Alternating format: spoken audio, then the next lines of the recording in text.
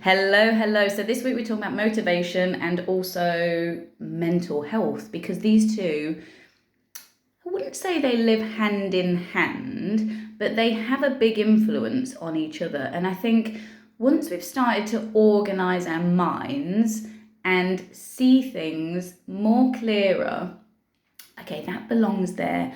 I need to do that first. Then I need to, or it's like cleaning a room, isn't it? Like when there's chaos everywhere, you wouldn't be able to quickly find something. You can't quickly make a decision and grab it. It's like, oh God, where is it? Where is it? Where is it? Oh no, oh, it's probably at the bottom of that pile. Oh my God. And it's everything takes you longer because of the lack of organization, and it's exactly the same in our mind. And this is why I really find like meditation, mindfulness, neuroplasticity really interesting because it's about organizing your mind. If our mind is organized, we're seeing things clearly, everything is just well organized in our minds, it's so much easier to move ourselves forwards. It's like the chaos of the energy of the overthinking, the overwhelm, it disappears. So motivation and mental well-being. So what do we do when we're feeling demotivated? So this is a massive topic, and I've already done a few videos on this, and there's just so many components to it. But I think first of all, let's just be cool with the fact that we don't always feel motivated. There are ebbs and flows in life. That is a natural cycle of life. A flower is not always in bloom. She has her spring, summer period to reach that bloom, you know, that potential, that beautiful, like, wow, you look stunning.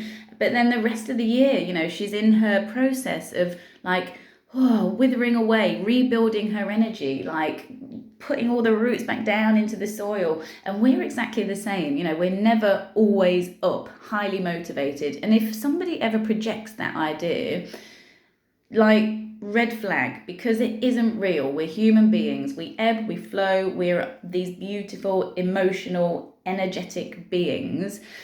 That's just how we are. So I think first of all, like, be gentle with yourself if you are feeling not motivated. And I think it's literally a sign that this is how, you know, we would look at this from my point of view with my students from a very yogic and meditative point of view.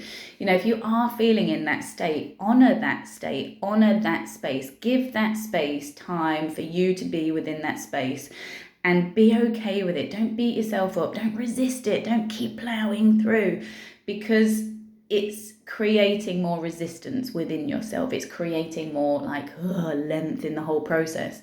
Just be wherever we are and realize that there is space for evaluation if that's how we're feeling. Something needs to change. I am not in alignment with my values, with my vision, and I'm not taking the right aligned action to get me there. There's some level of confusion or energetic imbalance within me that isn't supporting this right now. And that's fine. Like, just be with that so that we can start really organizing what's going on.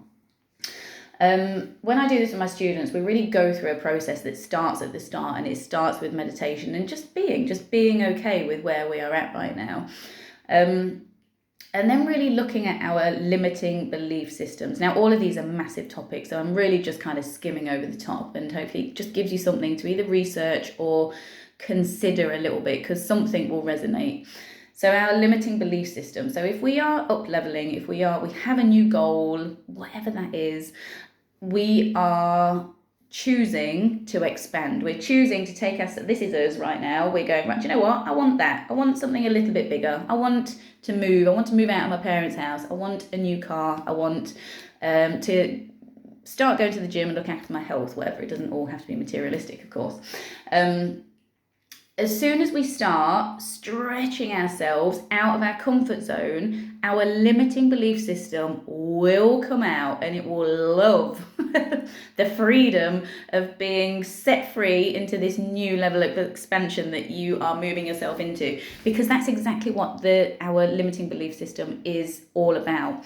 Our belief systems are there to keep us safe, to keep us within the remit that we know, that we can feel, that we trust ourselves within.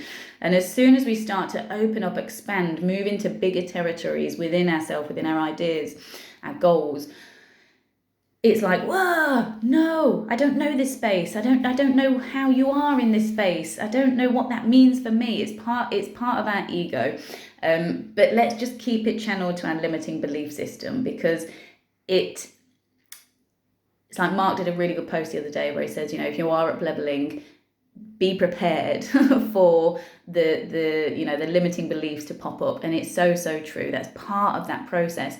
And very often, if we're not prepared for that, if we don't know what our limiting belief system is, if we've not spent time in really looking at what that is for us, then when they pop up, it's like, we just panic.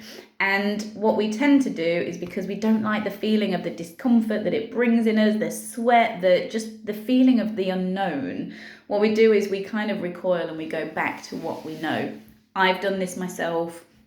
I see these patterns within myself.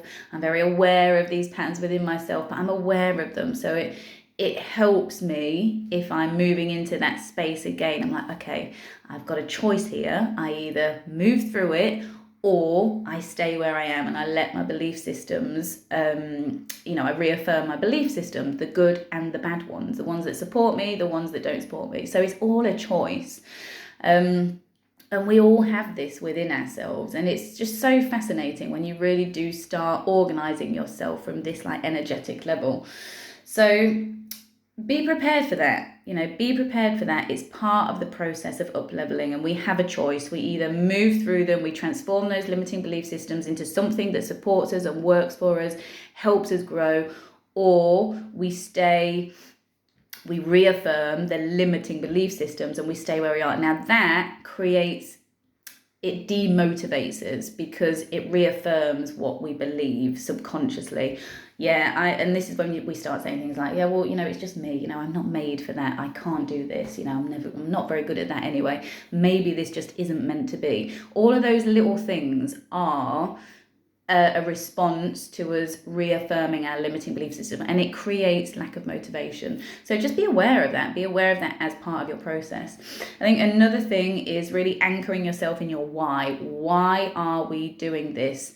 Why are we choosing to change our diet when we know, that why we're choosing to change our diet when, we feel comfortable eating lots of takeaways and having lots of processed foods. It's just been our norm for years and years and years. Why am I changing this? Okay, why? Get really, really deep on why. Why am I changing my eating habits? Because I want to get healthy. Why do you want to get healthy? I want to look good. Okay, why do you want to look good? Well, I want to feel good, actually. I want more energy. Okay, why do you want more energy? I want to be able to run after my children. I want to be able to engage in their life, really fit. Why? I want to be an example to my kids. I want to show them that I can do it. Why do you want to show them? I want to show myself that I can do this. Get to the bottom of your why. Find an answer. Ask yourself why again. Get that answer.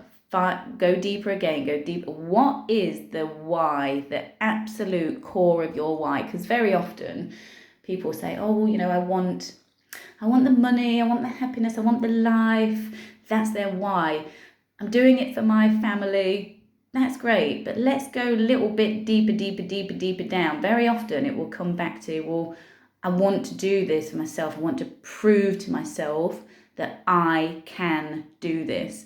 And get an image or something, a quote, something that represents this idea for you, and put it where you can see it.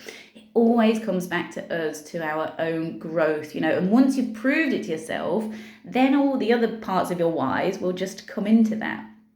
Find your anchor. Why is it that you want to do something? This will really help you through those times when we're not feeling motivated.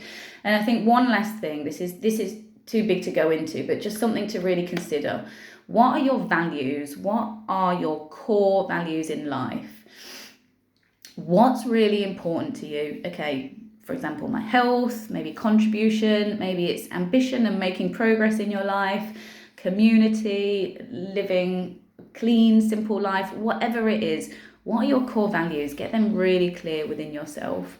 And then what is your vision? What is it that you want to achieve? Again, get really, really clear on this. This takes days, sometimes weeks to work out.